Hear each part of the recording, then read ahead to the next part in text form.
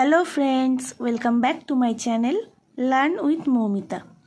বন্ধুরা, আজকে আমি তোমাদের কাছে আরও একটা নতুন ভিডিও নিয়ে চলে এসেছি।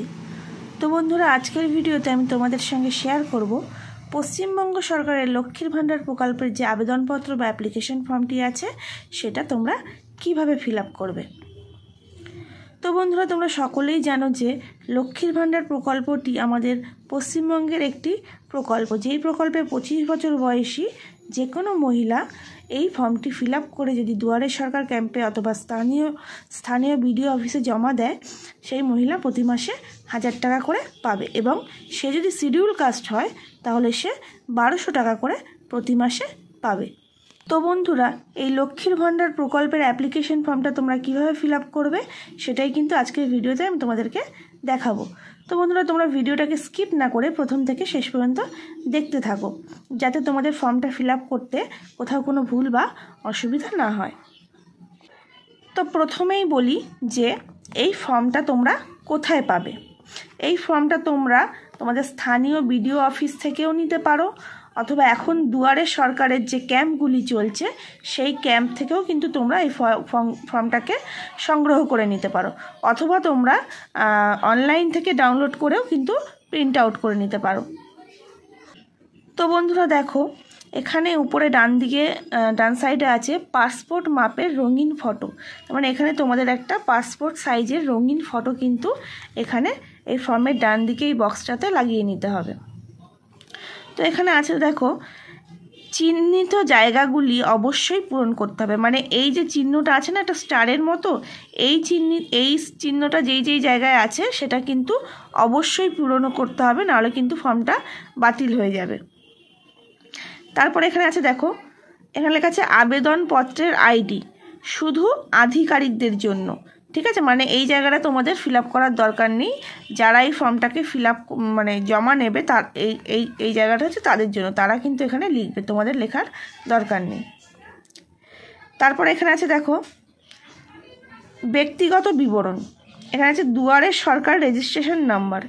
এই যে দুয়ারে সরকার রেজিস্ট্রেশন নাম্বারটা আছে, যদি এই ফর্মটা তোমরা দুয়ারে সরকারে জমা দাও, দুয়ারে সরকারের ক্যাম্পে জমা দাও, তাহলে কিন্তু এই রেজিস্ট্রেশন নাম্বারটা তোমাদেরকে লিখতে হবে। এবং এই যে রেজিস্ট্রেশন নাম্বারটা আছে তোমরা কোথায় পাবে, তোমরা দুয়ারে সরকারের যে ক্যাম্প, সেই ক্যাম্পে যখন জমা দিতে যাবে সেই ক্যাম্প থেকেই কিন্তু এই নাম্বারটা তোমরা পেয়ে যাবে।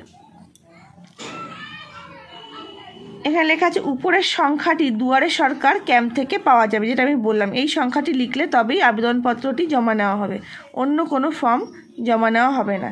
তাহলে এই রেজিস্ট্রেশন নাম্বারটা লিখলেই কিন্তু ফর্মটা জমা নেওয়া হবে, আর এই রেজিস্ট্রেশন নাম্বারটা তোমরা পেয়ে যাবে দুয়ারে সরকারের ক্যাম্প থেকে। ঠিক আছে, তারপরে এখানে প্রথমেই আছে দেখো স্বাস্থ্যসাথী কার্ড নম্বর। তোমাদের যে স্বাস্থ্যসাথী কার্ডটা আছে সেই স্বাস্থ্যসাথী কার্ডের যে নাম্বারটা আছে সেই নাম্বারটা এখানে লিখে দেবে। তারপর আছে আধার নম্বর। আধার নম্বর তোমাদের আধার কার্ডের নাম্বারটা কিন্তু এখানে লিখে দেবে। তারপর আছে আবেদনকারীর নাম, প্রথম নাম, মধ্যনাম এবং পদবি। এখানে আবেদনকারী যে আবেদন করছে তার নামটা এখানে হবে, এবং তার যদি কোনো মিডিল নাম থেকে থাকে তাহলে সেই মিডিল নামটা এখানে বসবে, এখানে পদবি আর এখানে নাম।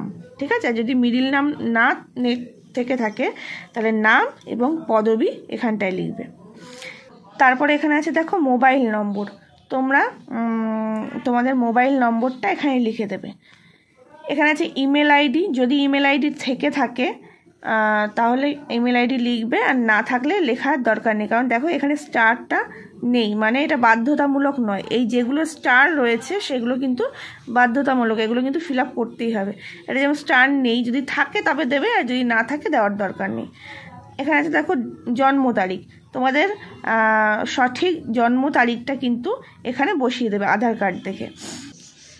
তারপরে এখানে আছে দেখো 1/1/2021 তারিখে বয়স। ঠিক আছে, তো এখানে 2021-এর বদলে এখানে কিন্তু 2025 হবে। এটা যেহেতু পুরনো ফর্ম তাই জন্য এখানে 2021 আছে, কিন্তু তোমরা যারা দুয়ারে সরকার থেকে নতুন ফর্ম নেবে সেখানে দেখবে 2025 লেখা আছে। তো তোমাদের 1/1/2025 সালে তোমাদের কত বছর বয়স হচ্ছে টোটাল, সেটা কিন্তু এখানে গুণে বসিয়ে দেবে। তারপরে এখানে আছে দেখো পিতার নাম, তোমরা তোমাদের পিতার নাম এখানে নাম এবং এখানে পদবি লিখে দেবে, আর যদি মধ্যনাম থাকে তাহলে এখানে লিখবে। তারপরে দেখো মাতার নাম, মাতার নামের জায়গাও তাই, মায়ের নাম পদবি যদি মধ্যনাম থাকে তো এখানটায় লিখবে। তারপর হচ্ছে স্বামীর নাম, যদি বিবাহিত হয়ে থাকো তাহলে স্বামীর নাম লিখবে, স্বামীর পদবি লিখবে এবং মধ্যনাম লিখবে স্বামীর যদি থেকে থাকে। আর যদি বিবাহিত না হও তাহলে কিন্তু স্বামীর নাম লেখার দরকার নেই, এখানটা এই জায়গাটা ফাঁকা থাকবে। তারপর আমরা পরের পেজে চলে যাব।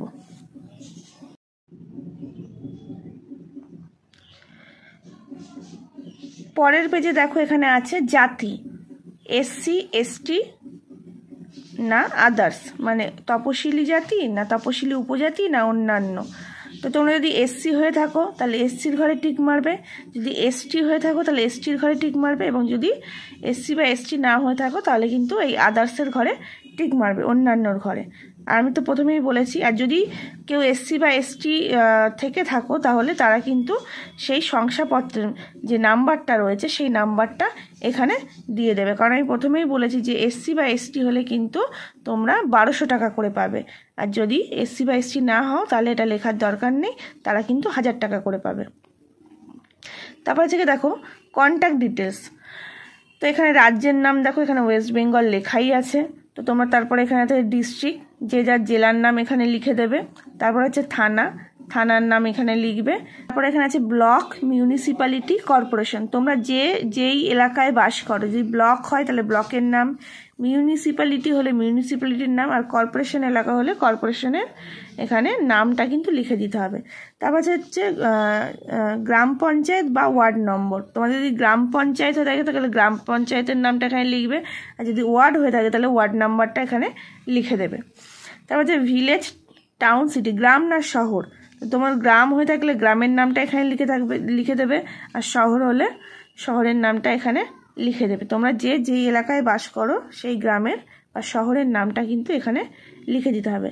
তারপর হচ্ছে ঘর বা বাড়ির নম্বর, তোমাদের যে বাড়ির নম্বরটা আছে এই বাড়ির নম্বরটা কিন্তু ভোটারের যে তালিকা থাকে, ভোটার লিস্ট, সেইখান থেকে তোমরা পেয়ে যেতে পারো, সেখান থেকে নিয়ে তোমরা এখানে বসিয়ে দেবে। তারপর হচ্ছে পোস্ট অফিস, পোস্ট অফিসের নামটা এখানে লিখবে। তারপর হচ্ছে পিনকোড, পিনকোডটা তোমরা এই জায়গাটাতে লিখে দেবে।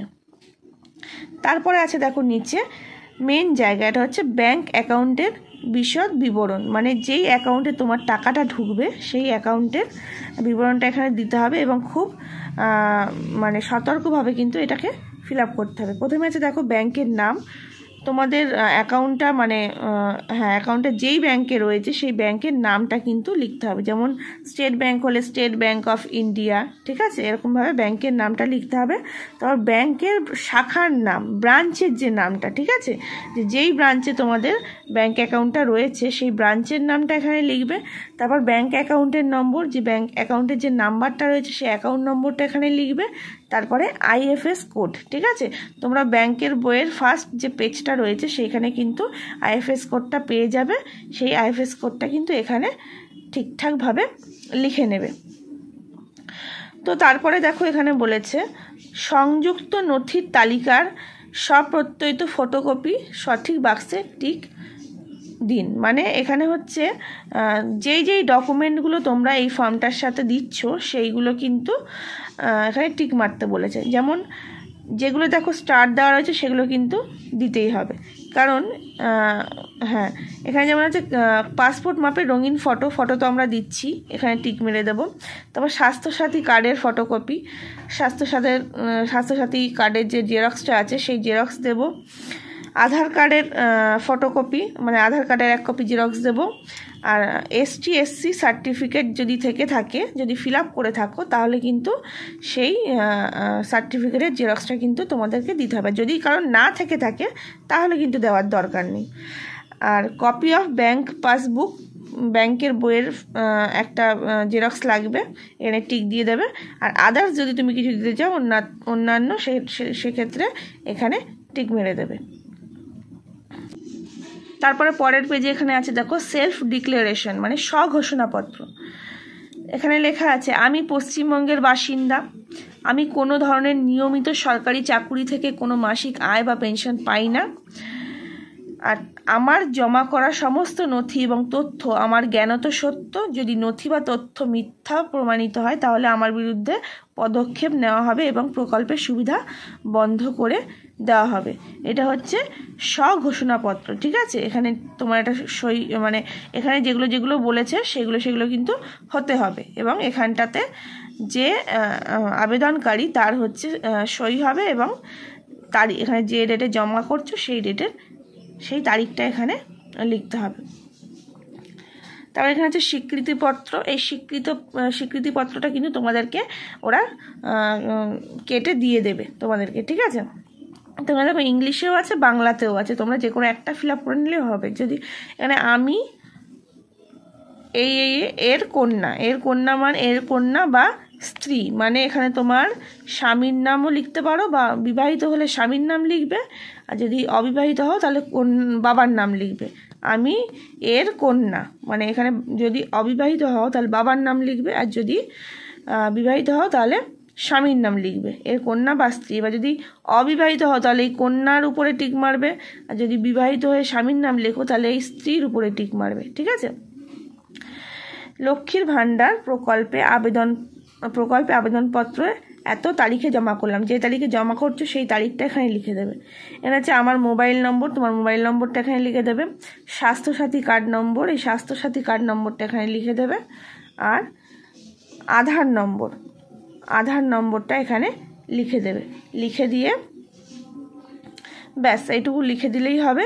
আর এখানে কিন্তু যে তোমাদের ফর্মটা রিসিভ করবে এখানে কিন্তু তার সই হবে, ঠিক আছে। সেই কাজটা করবে, এখানে তোমাদের কিছু করার দরকার নেই। বন্ধুরা, আমার আজকের ভিডিওটা তোমাদের কেমন লেগেছে অবশ্যই কমেন্ট করে জানিও। আর তোমরা যদি হয়ে থাকো আমার চ্যানেলে নতুন, তাহলে অবশ্যই আমার চ্যানেলটাকে সাবস্ক্রাইব করে আমার চ্যানেলের পাশে থাকো, যাতে আমি আরও এরকম নতুন হেল্পফুল ভিডিও দিয়ে তোমাদের হেল্প করতে পারি। আর তোমরা কে কোথা থেকে দেখছো আমার ভিডিওটা কমেন্ট করে জানিও। দেখা হচ্ছে পরের ভিডিওতে।